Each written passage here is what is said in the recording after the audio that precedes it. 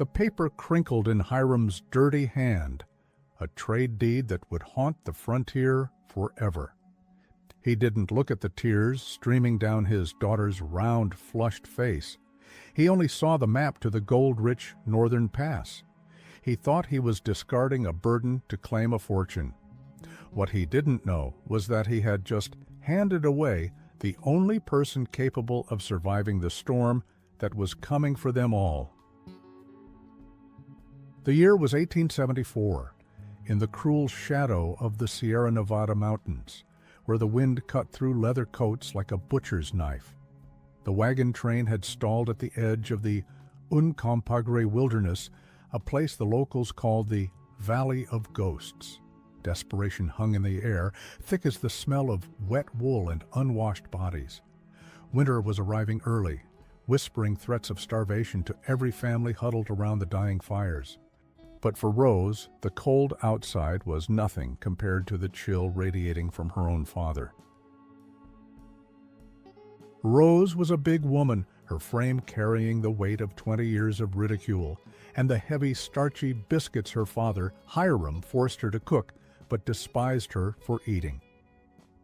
To the rest of the wagon train she was invisible, a silent shadow who took up too much space in the cramped Conestoga wagon. They saw her size, the way her breath came short after hiking the ridge, and they dismissed her. But none of them looked closely enough to see her hands. Those hands were callous and strong, capable of lifting the rear axle of a wagon when the wheels sank into the gumbo mud. While the men debated routes and smoked pipes, looking at the horizon, Rose was the one noticing the small things. Which moss grew on the north side of the hemlocks, which berries the birds avoided, and how the air smelled of ozone before a lightning strike. She was a gentle giant in a world that valued hardness, carrying a silent shame instilled by a father who viewed her as a failed investment. Hiram was a man of sharp angles and sharper greed. He possessed a map he had won in a poker game back in St. Louis, a map that supposedly led to the Lost Dutchman's Vein in the high peaks, but he needed a guide. The local tribes avoided the high pass, speaking of it with superstitious dread. Hiram didn't listen to superstitions. He listened to the gold calling his name. He looked at Rose, sweating as she scrubbed a cast-iron skillet, and he didn't see a daughter. He saw currency. He saw a bargaining chip. He walked over to where a solitary figure stood by the tree line, a massive man, broad-shouldered and silent, leaning on a repeater rifle. This was Nokosi, a guide of mixed ancestry who walked between worlds and belonged to neither. Hiram narrowed his eyes. He had an idea, a terrible pragmatic idea that made perfect sense to a man who had sold his soul long ago. But he needed to make the offer sound appealing. The deal was struck under the cover of a bruised purple twilight. Hiram brought Nokosi to the edge of the camp, gesturing first to the formidable wall of mountains, and then, with a callous jerk of his thumb, to Rose. She stood freezing by the fire, unaware that her life was being weighed on unseen scales. "She cooks, she cleans, and she's strong as an ox," Hiram whispered, his voice an oily rasp. "You take her off my hands so I don't have another mouth to feed on the solitary trail, guide me to the Blackwood Pass, and I'll sign over the deed to the acres back in Kansas. Plus, you keep her." The implication hung heavily in the freezing air. Hiram expected Nokosi to haggle, or perhaps to laugh. Instead, the dark-eyed guide looked at Rose. He didn't look at her body with lust or disgust. He watched her fix the wheel of a handcart, noticing the leverage she used, the intelligence in her mechanics. Nokosi nodded once. "The map," he said, his voice deep and textured, like gravel, "and the girl, for the path through the canyon." Hiram couldn't believe his luck. He scribbled a hasty transfer of assets on a piece of parchment, thinking he had swindled the savage. He called Rose over. When she arrived, wiping grease from her hands, Hiram didn't even look her in the eye. "You're going with him, Rose. He needs a camp keeper. It's best this way. I can't drag you up the peak." Rose felt the world tilt. The betrayal hit her harder than a physical blow. "Pa, you're intended to leave me?" "It's done, girl," Hiram snapped, turning his back to hide the sudden guilt, or perhaps the glee. "Go with him. Don't look back." As Hiram marched away toward his destiny of gold, leaving his daughter with a stranger in the wilderness, he felt lighter. To him, he had just unloaded dead weight. He had no idea he had just discarded his only chance of survival. If you believe families should stick together, no matter what, leave a comment below. The separation was brutal and swift. The wagon train moved east, while Hiram took his pack mule north toward the high peaks. Rose was left standing in the trampled mud of the campsite with Nokosi. She waited for him to produce a rope, chains, or a harsh command. That was what she expected. She had been sold, after all. Instead, Nokosi simply adjusted his pack, turned his back to her, and began walking west, toward the dense, tangled forest that skirted the mountain range. He didn't check to see if she was following. He didn't speak. Rose stood frozen for a moment.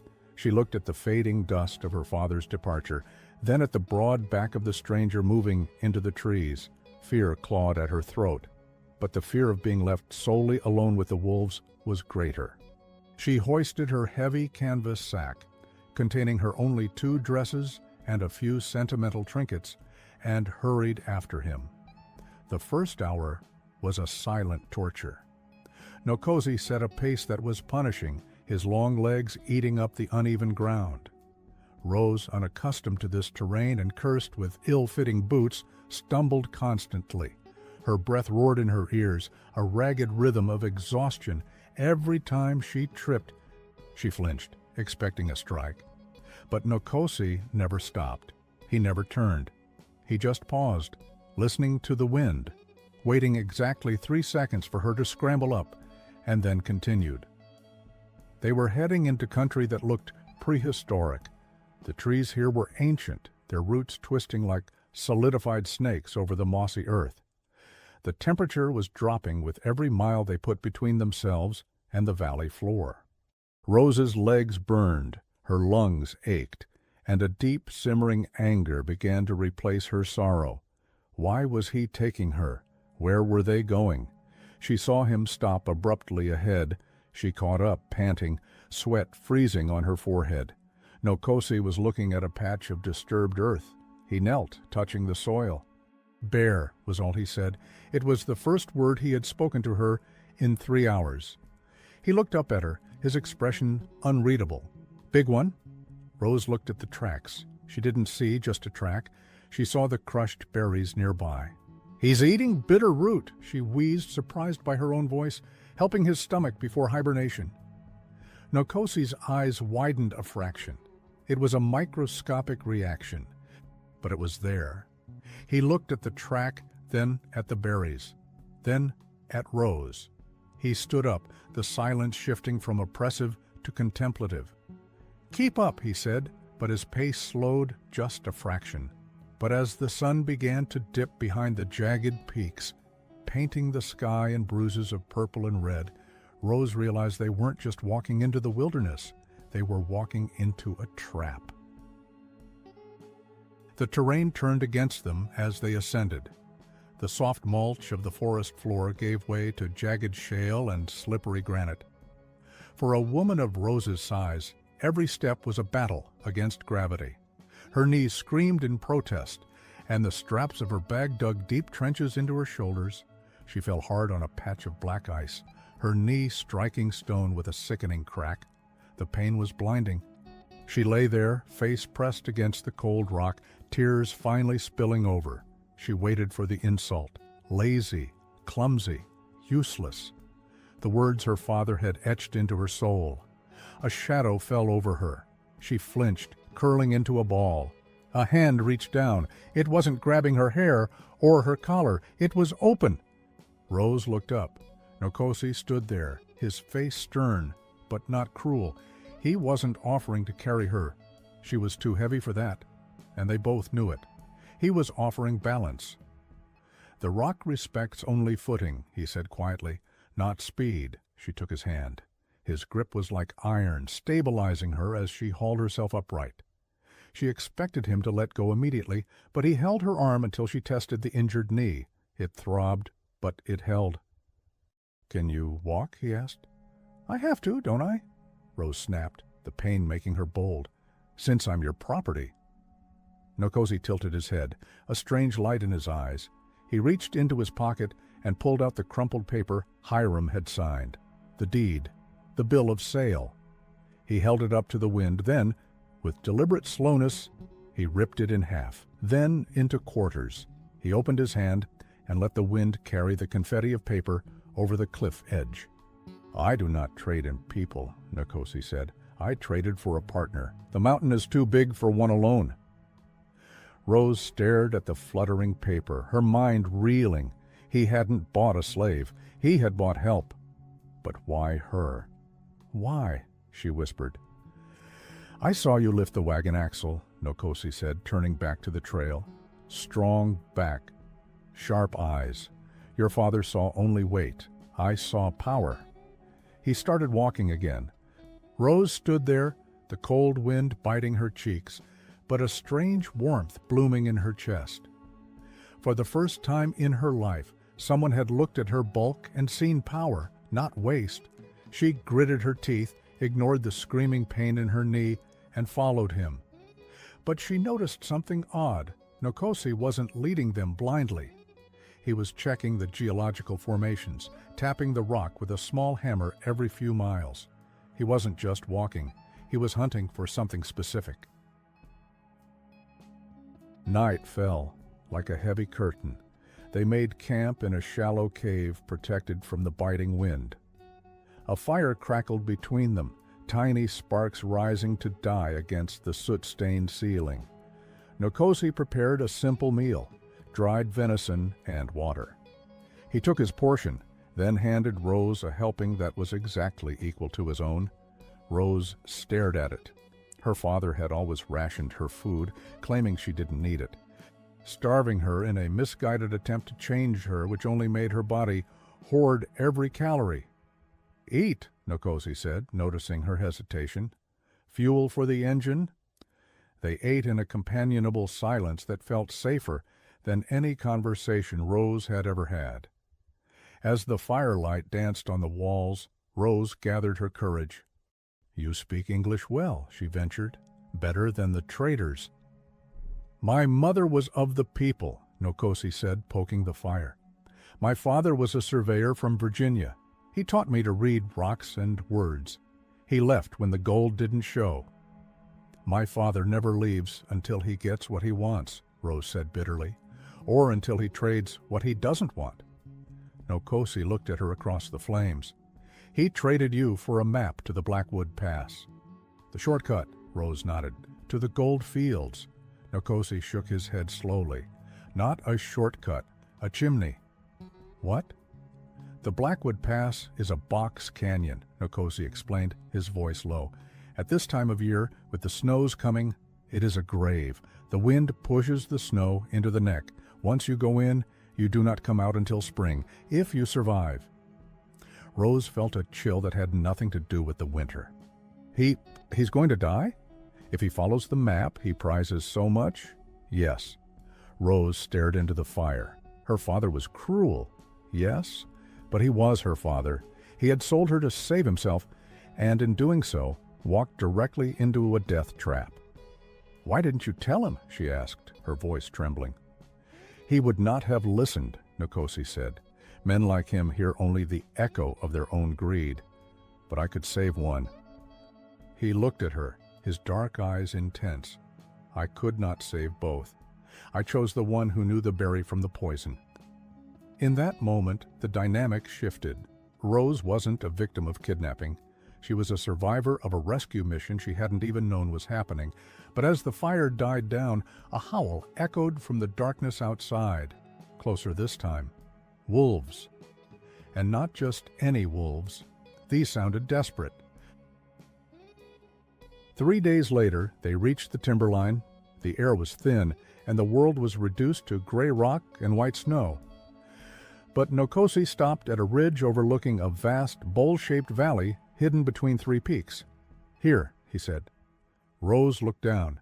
It wasn't a gold mine, it wasn't a settlement, it was a desolate patch of scrubland with a small frozen creek running through it. "What is this?" "The land he traded," Nokosi said. "This?" Rose laughed, a harsh, brittle sound. "This is nothing. It's just rocks and ice." "Look closer," Nokosi commanded. He pointed to the north wall of the valley, where the rock face was exposed. Rose squinted. She saw a streak of dull gray running through the granite. It wasn't the brilliant yellow of gold. It was something heavier, darker. "Silver?" she breathed. "The mother lode," Nokosi said. "The funny thing is, your father's map, the one he kept, it was for this valley, but he read it wrong. He thought the X marked the pass. The X marked the destination. The pass was just the landmark." This was the first twist. Hiram hadn't just walked into a trap, he had walked right past the fortune he had spent his life seeking, handing it to the daughter he despised. "But we cannot eat silver," Nokosi said, his tone suddenly grave. "And winter is here." The wind picked up, a sudden, violent shriek. The sky turned a bruised purple-black in seconds. A blizzard, a mountain killer. "We need shelter," Nokosi barked, grabbing Rose's arm. "Now!" They scrambled down the slope toward a rocky overhang, but the ground was treacherous. Rose slipped, sliding 10 feet down a shale chute. Her heavy pack snagged on a root, wrenching her shoulder, but stopping her fall into the ravine below. She looked up. Nokosi was sliding down to help her, but above him, the snowpack, disturbed by their movement and the wind, gave a low, ominous groan. "Nokosi, move!" she screamed. He looked up just as a sheet of white detached itself from the ridge. It wasn't a massive avalanche, but it was enough. A wall of snow and rock slammed into him, burying him instantly and sweeping him toward the edge of the drop. "No!" Rose scrambled up, ignoring the agony in her shoulder. She was alone. The guide, the partner, the only person who knew the way, was gone. Rose stood in the swirling whiteout, screaming Nokosi's name. The wind swallowed her voice. She was hysterical, panic rising like bile. She could turn back. Maybe she could find the trail down. "No, you are strong." He saw power. She dropped to her knees where she had last seen him. She dug. She dug with her gloved hands until the gloves tore.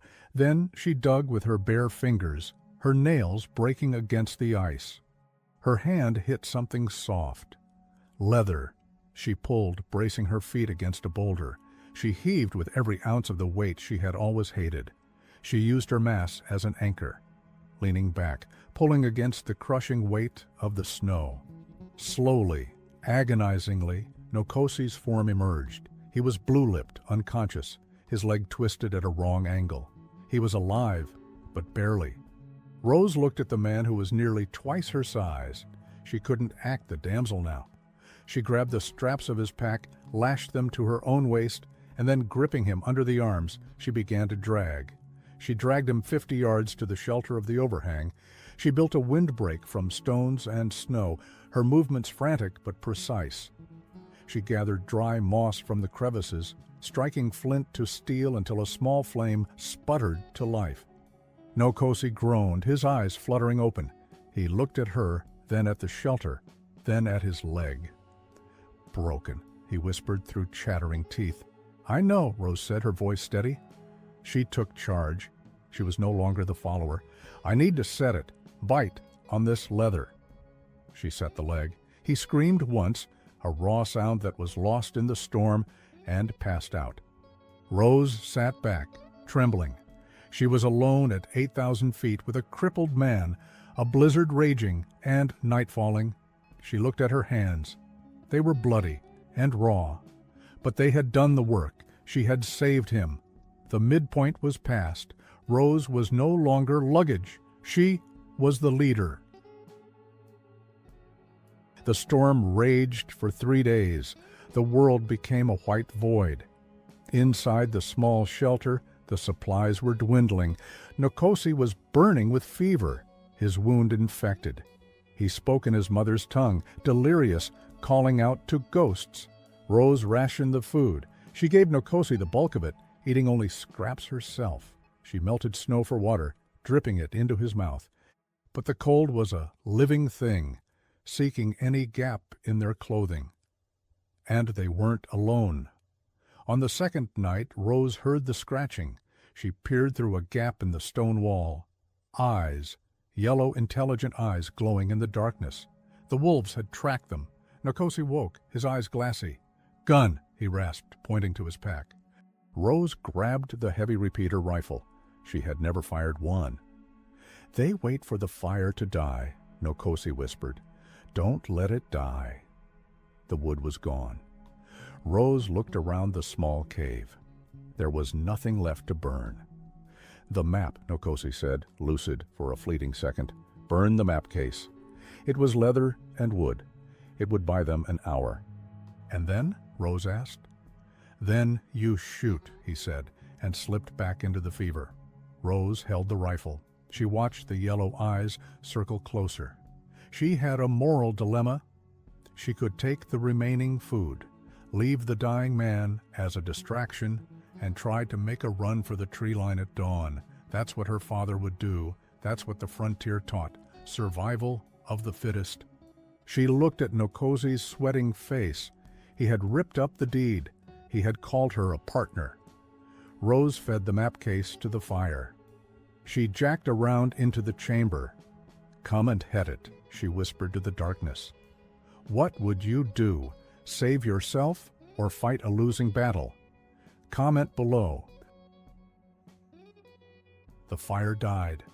The darkness rushed in. The first wolf lunged. Rose fired. The kick of the rifle bruised her shoulder, the flash blinding her. The wolf yelped and scrambled back, but there were more. She fired again and again until the hammer clicked on an empty chamber. She fumbled for cartridges, her fingers numb.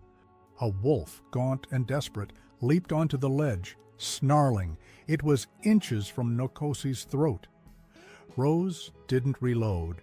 She swung the rifle like a club. The stock connected with the wolf's skull with a crack. The beast fell back, stunned. Rose stood over Nkosi, screaming a primal roar of defiance, swinging the rifle, kicking with her heavy boots. She was a mountain herself, immovable, terrifying. The wolves, sensing prey that would cost too much blood to take, slunk away into the snow. Rose collapsed. She was exhausted, starving, and freezing. She lay beside Nkosi, sharing her body heat. She wept, not from sadness, but from the sheer depletion of her soul. She felt she couldn't go on, and then, as the dawn light filtered in, gray and weak, she saw it. In the back of the cave where the fire had melted the ice, the wall glittered. She crawled over. It wasn't just a vein outside. The cave itself was part of the load. A chunk of rock had broken off. It was heavy, pure silver. She held a fortune in her hand. Enough to buy a mansion in St. Louis. Enough to buy respect. But looking at Nkosi's pale face, she realized the second major twist of her life. The silver meant nothing. It couldn't heal a fever. It couldn't make soup. She dropped the silver rock. It clattered uselessly to the floor. She needed roots. She needed medicine. She checked Nkosi. He wasn't moving. Rose left the cave. The storm had broken. The sun was blinding on the fresh snow. She didn't look for gold. She looked for the twisted, dried stalks of the osha root protruding from the snowbanks, a plant she had seen the local women gather back at the trading post, a plant her father had mocked as weed. She dug for hours. She found a handful of the roots. She returned to the cave, mashed the roots into a paste with water, and forced it between Nkosi's lips. She cleaned his wound, packing it with a bitter pulp. For 2 days she didn't sleep. She became the nurse, the guard, the mother. On the third morning, Nkosi's eyes opened. They were clear. The fever had broken. He looked at her, really looked at her. She was thinner, yes, but that wasn't it. Her face was hardened. The soft, apologetic girl was gone. In her place sat a woman who had fought wolves and won. "You stayed," he said, his voice rough. "We're partners," Rose said simply, handing him a cup of pine needle tea. He looked at the silver rock she had discarded on the floor. Then he looked at the rifle. "I picked a good partner," he smiled. It was the first time she had seen him smile. Weeks turned into months. Spring began to thaw the valley. Nokosi healed, though he walked with a limp. Rose learned to shoot, to trap rabbits, to skin deer. They built a proper cabin near the mine entrance. They were a team. They had staked the claim properly, using the markers Nokosi had taught her to read. They had survived the winter. They had the silver. But peace on the frontier is a fleeting thing. One afternoon, while Rose was salting venison, the dog they had befriended, a stray that had wandered up from the lowlands, began to bark. Nokosi grabbed his rifle and moved to the window. "Riders," he said, "coming up the South Trail." "The South Trail?" Rose asked. "That's the safe way." "Yes," Nokosi said. "Someone found the map." Rose joined him. Through the budding trees she saw them, a group of 5 men on horseback. They looked ragged, skeletal, desperate. Leading them was a man who looked like a ghost. His skin was gray, his clothes hanging off him in tatters. He was missing 2 fingers on his left hand from frostbite. It was Hiram. He had survived the Box Canyon, but at what cost? He had lost his wagons, his mules, his dignity. He had crawled back to civilization, heard rumors of a strike in the Three Peaks Valley, and come to scavenge, unaware of who occupied the land. Hiram and his men rode into the clearing. They saw the cabin, the smoke rising from the chimney, the piles of high-grade silver ore stacked ready for transport. Greed lit up Hiram's sunken eyes, momentarily banishing the starvation. He dismounted, his legs shaky. "Hoe the house," he croaked. Rose opened the door. She filled the frame. She wore buckskins now, a knife strapped to her thigh.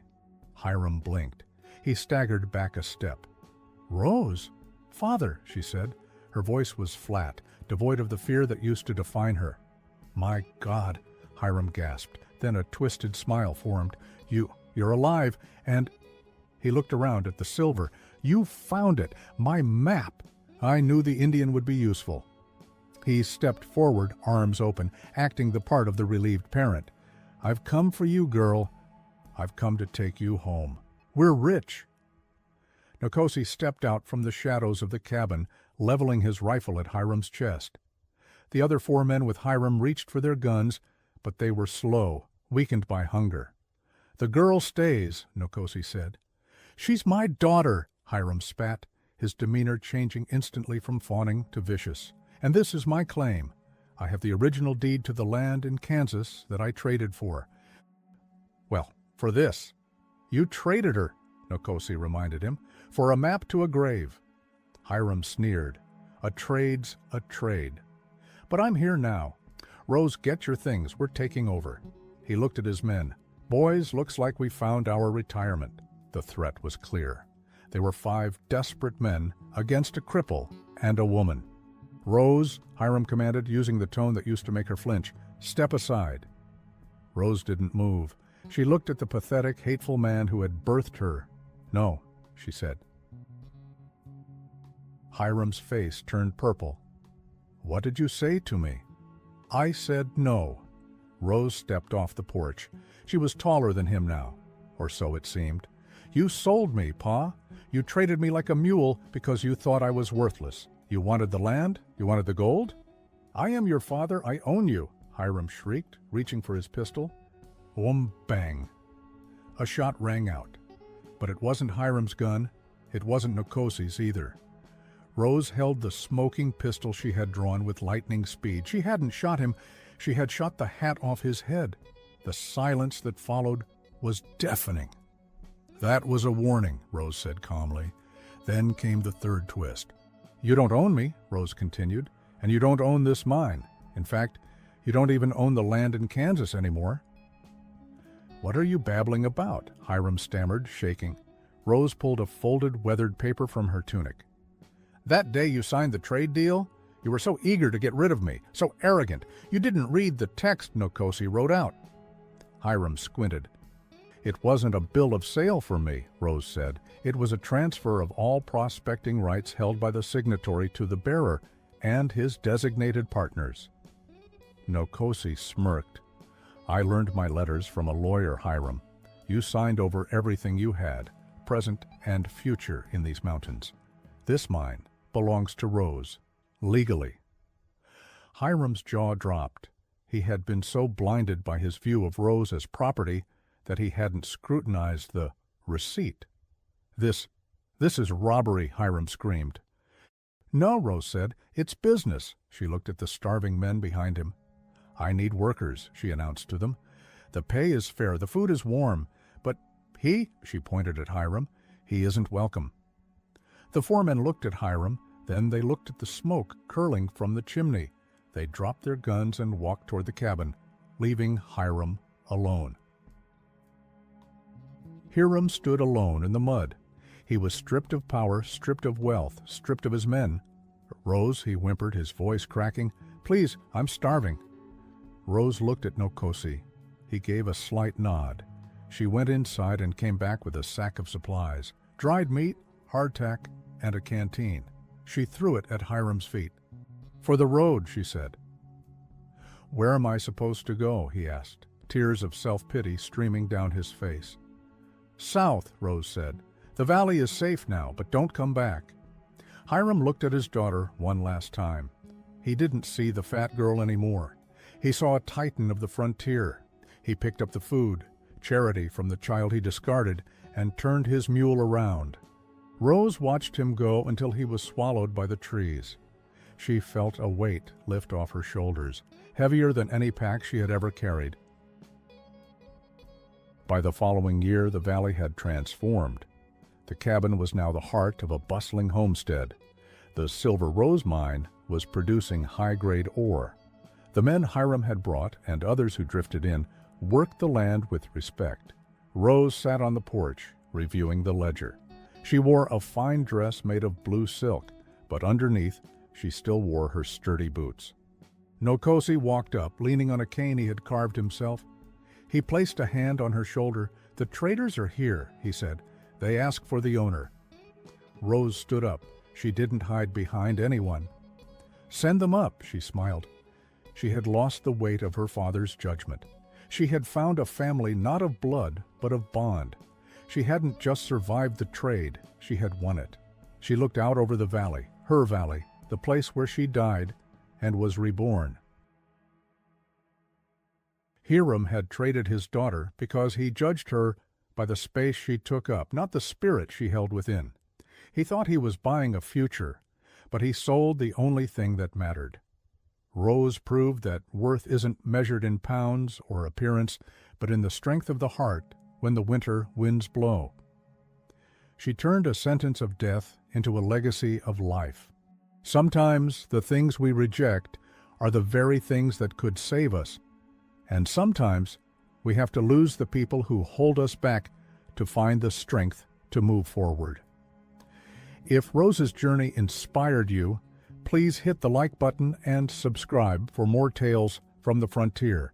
And tell us in the comments, would you have given Hiram that final meal?